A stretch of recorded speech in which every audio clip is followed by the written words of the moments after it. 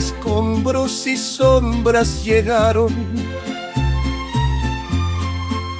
hombres ajenos con cruces en mano. La ciudad cholulteca en silencio, su cultura un tesoro sagrado.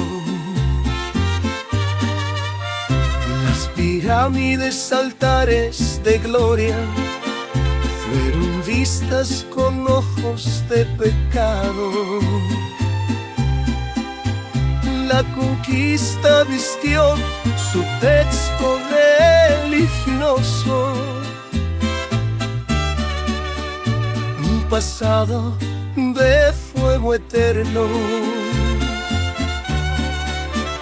Oh, contradicción, benditos y ciegos de razón, exorcizan lo que no entienden y en la historia imponen su perdón.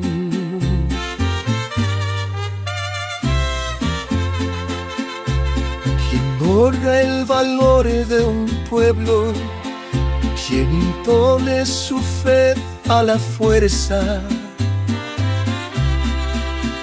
entre ruinas la identidad resiste, aunque el tiempo la cubra de tierra.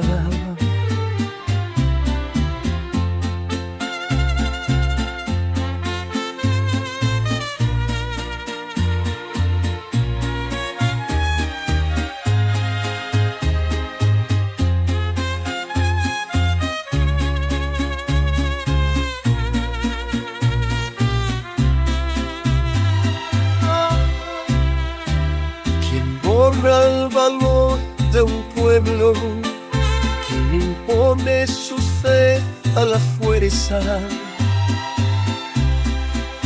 entre ruinas la identidad resiste, aunque el tiempo la cubra de tierra.